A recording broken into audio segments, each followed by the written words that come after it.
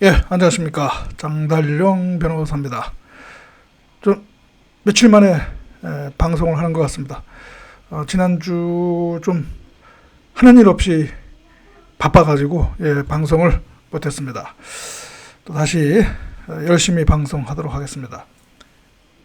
이번 방송은 지금 뭐 사회적으로 핫 이슈가 되고 있는 학교 폭력, 스포츠 선수들의 학교 폭력 논란 관련해서 얘기를 하겠습니다. 저도 중학교 때 육상 운동부 선수였습니다. 학생 선수로서. 그래도 나름 제 고향에서는 칼 루이스의 어떤 그 위치에 있었거든요. 여러분 뭐 믿거나 말거나 하시겠지만 사실입니다, 여러분. 뭐 제가 이거 방송에서 이렇게 거짓말을 할 수는 없죠. 또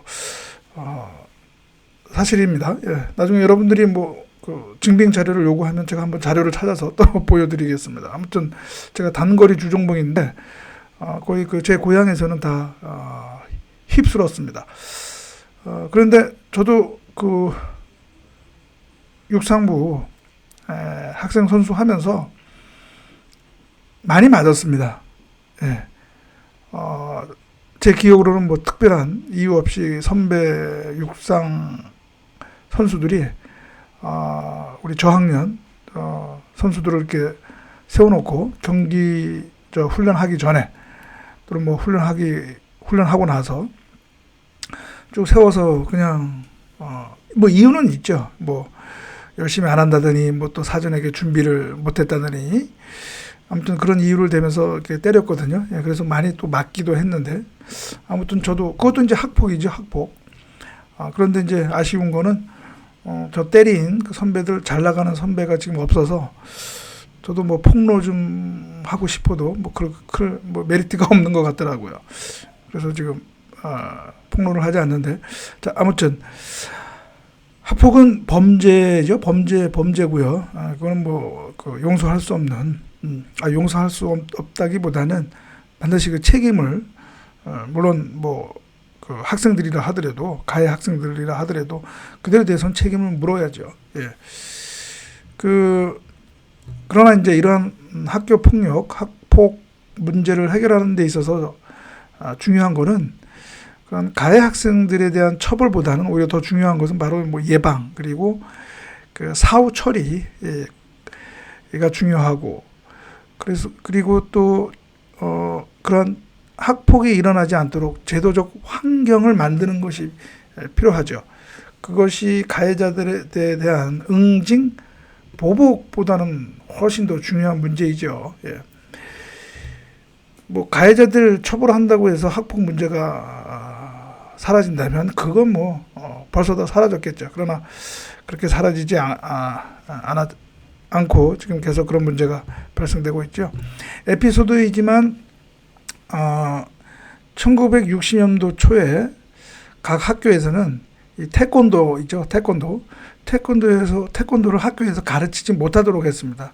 그 이유는 뭐냐면 애들이 그 태권도 하면서 배우면서 이제 싸움 난다는 거죠.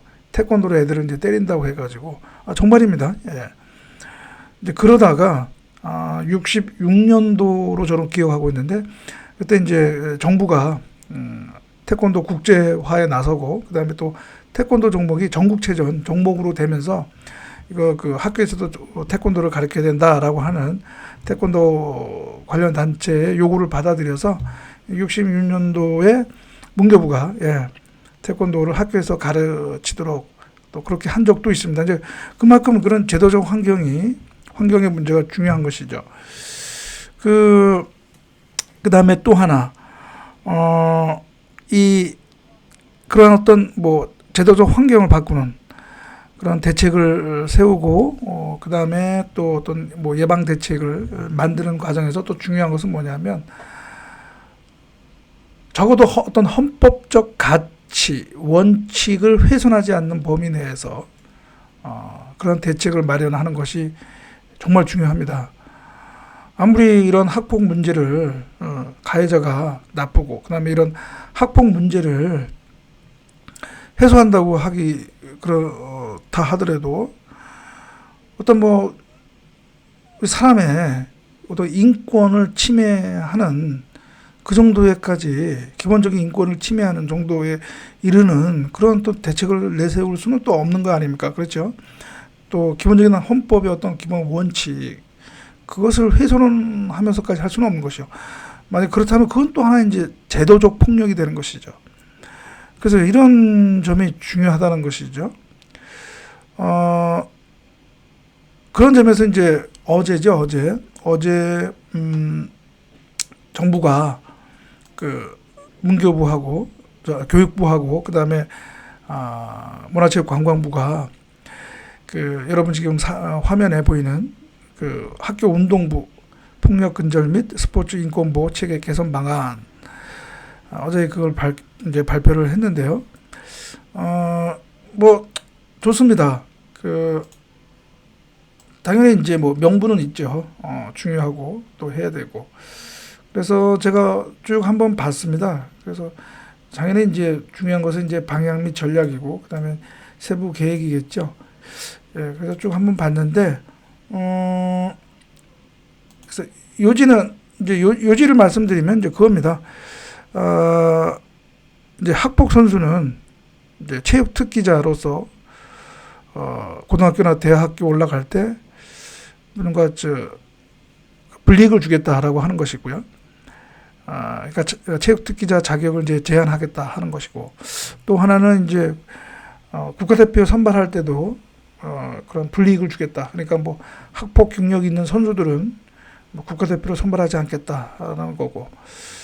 그런데 이제 여기에 더 나아가서 어떤 내용이 있었느냐 하면 이런 학폭 선수들은 나중에 프로로 진출할 때 제약을 두겠다는 겁니다. 그러니까 학폭 경력이 있거나 그런 학폭으로 학교 어떤 징계 또는 스포츠 단체로부터 징계를 받은 선수들은 프로스포츠 진출을 하지 못하도록 아예 그냥 프로 선수로 되지 못하도록 하겠다고 하는 것이죠. 물론 뭐 이제 정부의 방침만 가지고는 안 되죠. 그것은 당연히 이제 어떤 민간 영역인 프로스포츠 단체의 규정을 통해서 그게 이루어져야 되는데 우리나라 이제 그 정부와 프로스포츠 단체 그런 관계상 정부가 이렇게 이제 하라고 하면 이제 아마 프로스포츠 단체도 할 수밖에 없는 이제 그런 이제가 될 텐데 그런데 저는 이제 여기서 뭐 다른 건 다 좋습니다. 뭐 체육 특기자 제한하고 그다음에 국가대표 선발 뭐 뽑지 않겠다.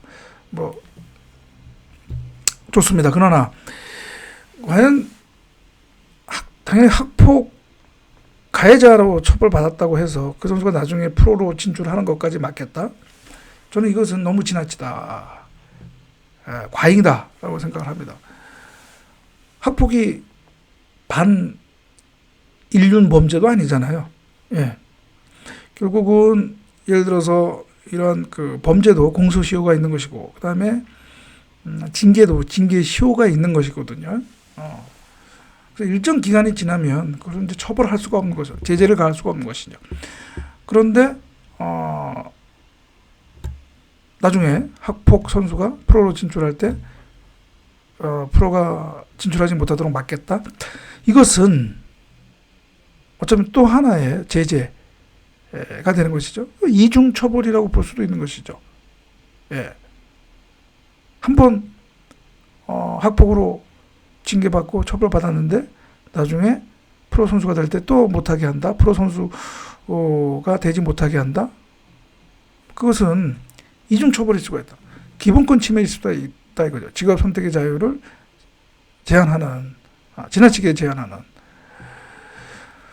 제가 아까 앞에서 잠깐 언급했지만 그런 제재로 학폭 문제가 해결된다고 보기는 어렵죠.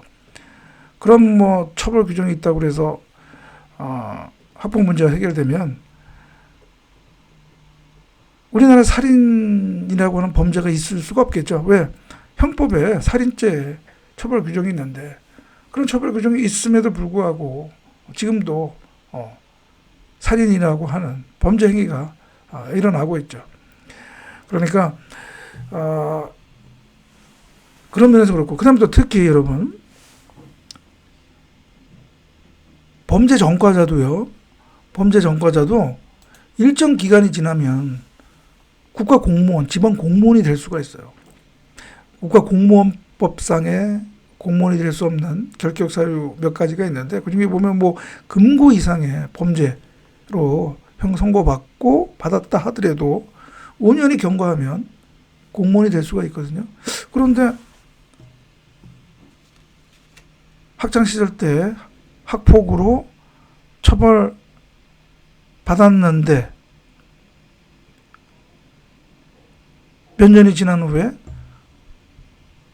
프로로 되지 못한다? 프로 선수라는 게 국가 공무원보다도 더 그렇게 사회적으로 어떤 영향을 미치는 아주 중요한 그런 직업인가요? 그건 아니죠.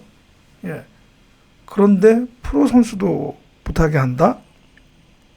이거 너무 지나친 거 아닙니까? 지나치다고 저는 봅니다. 여러분 생각은 어떻습니까? 예?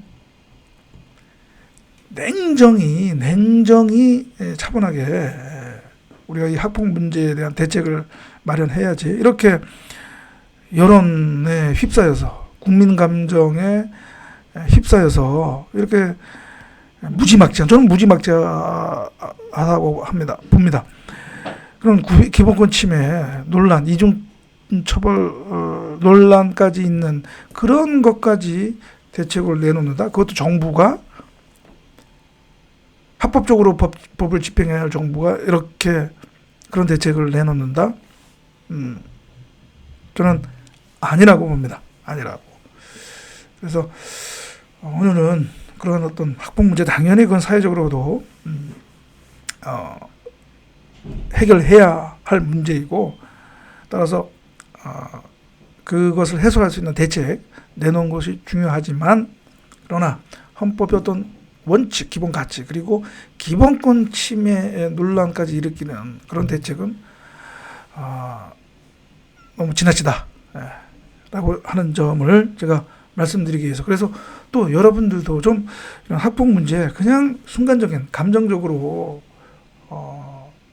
볼 것이 아니라 좀 차분하게 냉정하게 바라보는 것이 필요하다, 이런 것을 또 여러분들에게 말씀을 드립니다. 마지막으로, 그러면 오늘 방송은 또 이것으로 마치고 다음 방송에서 또 뵙도록 하겠습니다. 감사합니다.